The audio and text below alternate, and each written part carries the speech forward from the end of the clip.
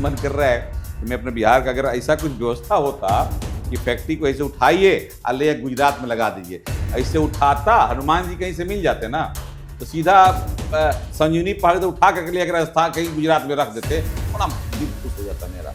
1.5 साल 2 साल से ठीक चल रहा था, अभी एकाएक 17 अक्टूबर को एक मेल आता है, ऑर्डर एलोकेशन होता है, काट करके 45% कर दिया जाता है, और चूंकि इथेनॉल आप मार्केट बेच नहीं सकते तो क्या होगा।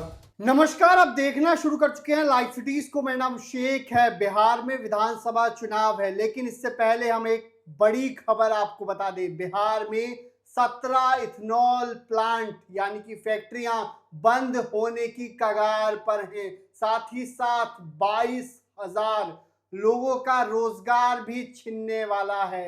हमारे साथ इसी को लेकर बातचीत करने के लिए जाने माने उद्योगपति अजय सिंह जी हैं, और साथ ही साथ इंडस्ट्री एसोसिएशन और इथेनॉल प्लांट एसोसिएशन के जो सेक्रेटरी हैं कुणाल जी, वो भी साथ हैं, और इनसे बातचीत करें क्योंकि एक बड़ी जानकारी निकलकर सामने आई है कि इथेनॉल प्लांट बंद होने की कगार पर है। आपको बता दें कि बिहार में उद्योगों को बढ़ावा दिया जा रहा है और लगातार दावे और वादे किए गए थे, लेकिन उद्योगपति परेशान हैं और रोजगार भी 22,000 लोगों का छिनने वाला है। अजय सिंह जी, क्या ये बातें जो आपने बताई हमको, अभी बातचीत कर रहे थे, आपने कहा कि इथेनॉल प्लांट बंद हो जाएगा क्या?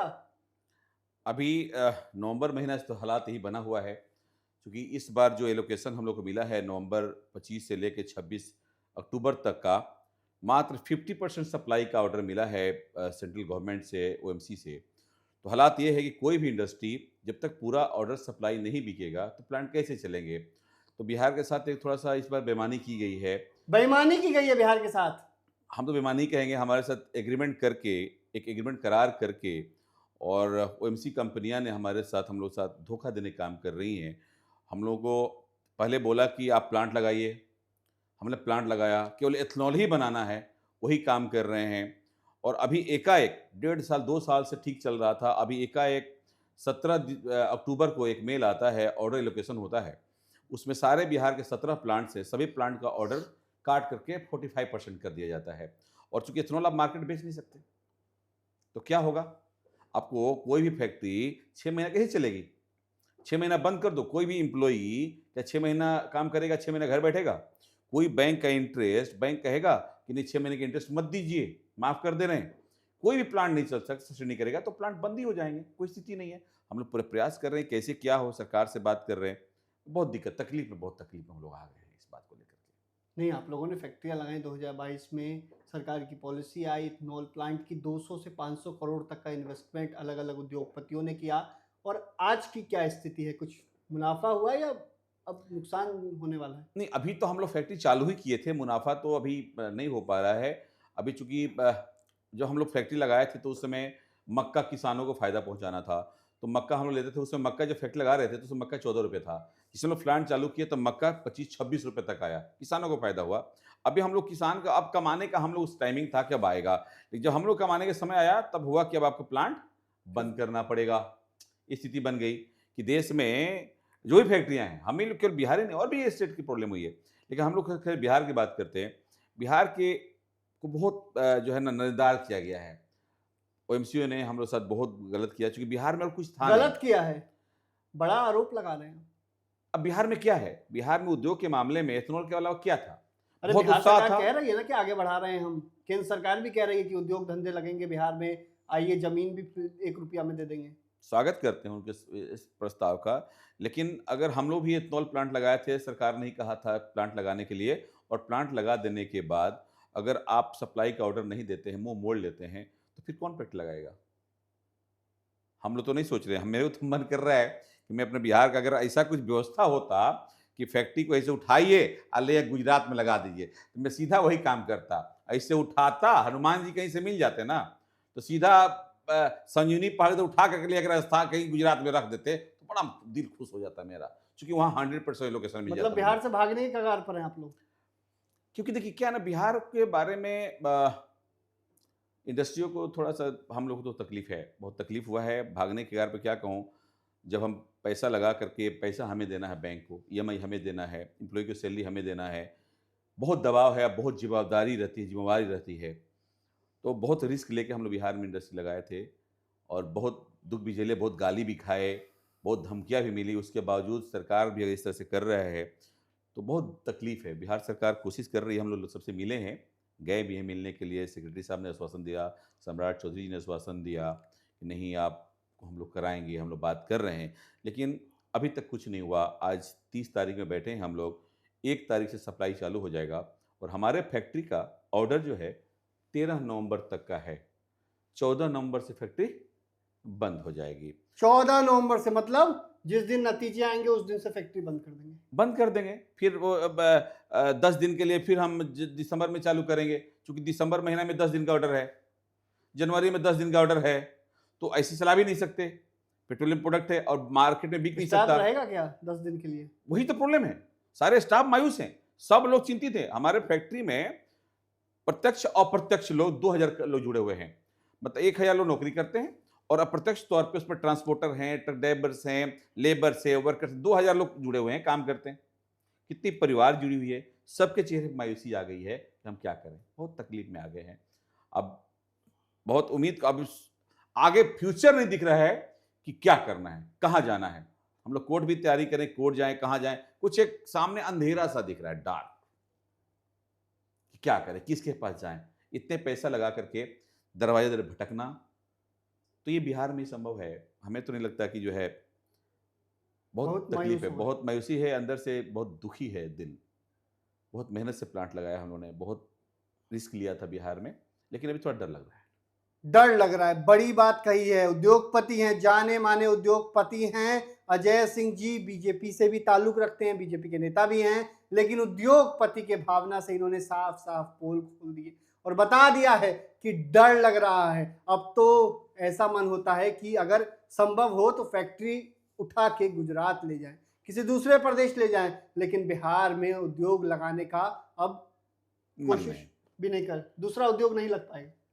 दूसरा लग सकता है, मैं ये नहीं कह सकता दूसरा नहीं लग सकता, लगाए लोग, लेकिन अब हम लोग की इच्छा तो नहीं है, क्योंकि देखिए, सरकार की प्रोत्साहन नीति पर हम लोग आगे बढ़ के आए हैं। सरकार की नीतियों पे सरकार की ने हमें लुभावना बात की थी कि इंडस्ट्री कर देंगे, ये कर, सब कुछ किया, लेकिन अगर हमारा माल ही नहीं बिकेगा, सप्लाई ही नहीं कर पाएंगे, तो वो किस काम का। हमारे पास ऑर्डर ही नहीं है।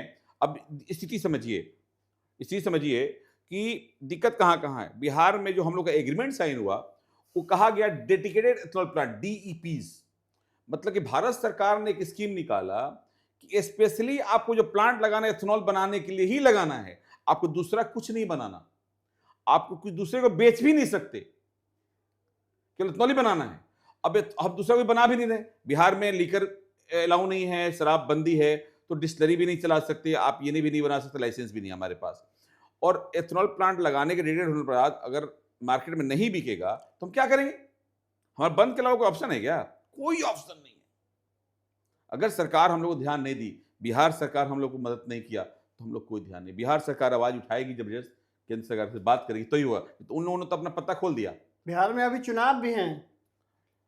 देखिए, इलेक्शन तो आते रहेंगे, जाते रहेंगे। इलेक्शन तो क्या है कि हर साल इलेक्शन होते हैं। लेकिन तमाम चुनावी वादे होते हैं ना भाई, की फैक्ट्री लगाइए, ये करिए, वो करिए, लेकिन इस तरह से अगर फैक्ट्रियां बंद होने लगेंगी तो नुकसान तो होगा ना। अब चूंकि इत्तेफाकन उसी समय हमारा भी ऑर्डर आया है, जो चुनाव है। हम लोग चुनाव के लिए बात नहीं कर रहे। हमारी बातें ये हैं कि हमारा अभी हर साल अक्टूबर महीना में ही ऑर्डर आता है और नवंबर टू अक्टूबर का एक उनका टाइमिंग होता है, टेन्योर होता है सप्लाई का, तो हम उसी में आया है। तो हमारा 17 अक्टूबर को धनतेरस के एक दिन पहले ये मामला आया। दीपावली काली हो गई, दीपावली नहीं मना पाए हम लोग, दिवाली नहीं मना पाए। कोई एथनॉल प्लांट वाले जितने भी इंडस्ट्री है, किसी ने दीपावली नहीं मनाए। उसी से घर में खाना नहीं, रात में सपने में आता है कि प्लांट बंद हो रहा है। ये स्थिति बनी हुई है, बहुत तकलीफ है। लोग नहीं समझ सकता, लोग नहीं फील कर सकता, क्योंकि हम लोग कितना दर्द में हैं। लोग तो हमारे भाई, उनको तेल सेल लेना है, तनख्वाह लेना है, किसी को अलग मसाला चाहिए, माइलेज चाहिए। हमने पैसे लगाया है, बैंक हमें पकड़ेगा। भाई साहब, जब बैंक करप्ट होता है ना, वो आदमी को पता चलता है। लोग कहता है कि भाग गया, ये हो गया। सरकारें इस तरह से करती हैं। सरकार अपनी पॉलिसी से बनाती है, जाल में फंसाओ और फिर निचोड़ दो, जिस वजह से कर दो। ये सरकार की गलती है, हमारी गलती नहीं है। हमने तो उन्होंने कहा, आश्वासन दिया, हमने लगाया, आज लेने से इनकार कर रहे हैं, तो हमारी दिक्कत तो है हमें। तो बड़ी दिक्कत है, बड़ी परेशानी है और हम बात करेंगे कुणाल जी से। कुणाल जी विशेष तौर पर इंडस्ट्री एसोसिएशन से आते हैं, इथनॉल एसोसिएशन, इथनॉल का जो इंडस्ट्री है उस एसोसिएशन से आप आते हैं। कितना असर पड़ेगा, क्योंकि आप सारी चीज़ों को जानते हैं, कितनी फैक्ट्रियां बिहार में हैं और कितना रोजगार मिलता है और इस फैक्ट्रियां बंद होने से कितना असर पड़ेगा? इसके लिए हम लोग को समझना होगा कि बिहार में प्रोहिबिशन की नीति है बिहार सरकार की। तो जितने भी प्लांट हैं वो केवल इथेनॉल बना सकते हैं और वो ईएनए नहीं बना सकते। जैसे दूसरे राज्यों में कुछ प्लांट है वो उनके यहाँ ईएनए और इथेनॉल दोनों बनता है। तो यदि ऑयल मार्केटिंग कंपनीज उनसे इथेनॉल नहीं लेती हैं तो उस पीरियड में वो ईएनए बना लेते हैं। ये सुविधा बिहार के इथेनॉल प्लांट के साथ नहीं है। बिहार में कुल 17 इथेनॉल प्लांट है और सबके ऑनर चिंतित हैं।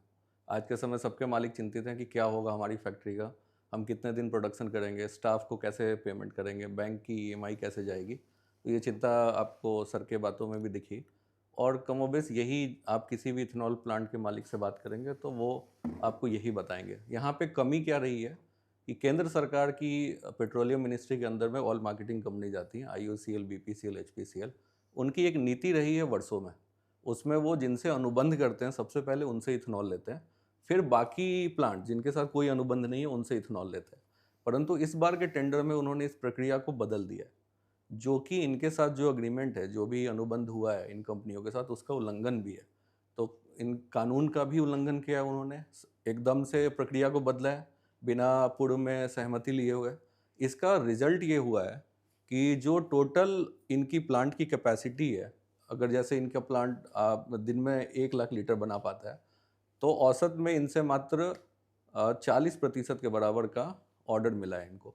अब इथेनॉल के बारे में एक और चीज़ आपको समझने की ज़रूरत है कि अगर पूरे देश में 1000 करोड़ लीटर की आवश्यकता है तो करीब 95% ब्लेंडिंग में ही इस्तेमाल होता है, जो ऑयल मार्केटिंग कंपनीज ही ले सकती हैं। ये कोई प्रोडक्ट आप हम अपने दिनचर्या में इस्तेमाल नहीं करते हैं। तो अगर ये इथेनॉल बनाएंगे तो बेचेंगे कहाँ पे? ये सबसे बड़ी समस्या है। और ये ज्वलनशील प्रोडक्ट है तो आप इसकी बहुत ज़्यादा मात्रा में बना के अपने प्लांट पे रख भी नहीं सकते हैं, क्योंकि उसके स्टोरेज की भी लिमिटेशन है। तो अंत में रिजल्ट ये होगा कि ये प्लांट को बंद करना पड़ जाएगा इनको पार्शियली। यही चिंता है जिसकी वजह से सारे प्लांट के ओनर्स काफ़ी चिंतित हैं।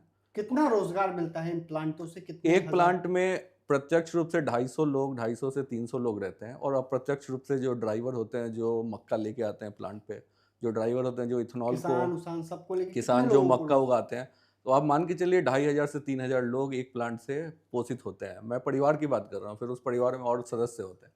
तो करीब 10,000 लोगों का एक समूह होता है जो एक प्लांट से आच्छादित होता है, जिसको 17 उससे लाभ। प्लांट हैं तो आपने ऐसे बताया। 17 प्लांट है बिहार में और तमाम दूसरे जिलों में भी है। तो ये सब पे कुप्रभाव पड़ सकता है अगर इसमें समय से केंद्र सरकार अपनी नीति को पुनः, जो वर्षों की उनकी नीति रही है उसके अनुसार नहीं करता है, तो काफ़ी दिक्कत है। तो काफी दिक्कत होगी। कुणाल जी ने विशेष तौर पर बताया है। अजय सिंह ने तो पोल ही खोल दी है, साफ साफ कहते हुए नजर आए हैं सरकार फंसा देती है, लुभावन प्रयास किया जाता है और बीच में फंसा दिया जाता है। अब बैंक करप्ट हो जाएंगे, भागना क्यों पड़ेगा?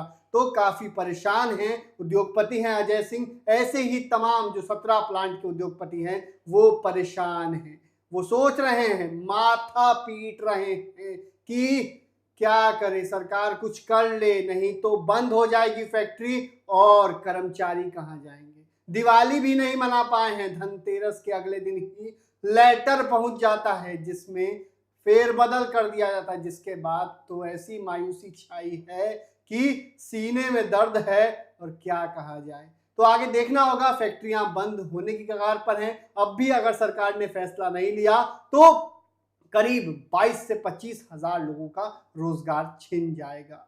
तो बने रहिए लाइव फुटेज के साथ, हमारे YouTube चैनल को सब्सक्राइब करिए, फेसबुक पेज को लाइक कीजिए। धन्यवाद।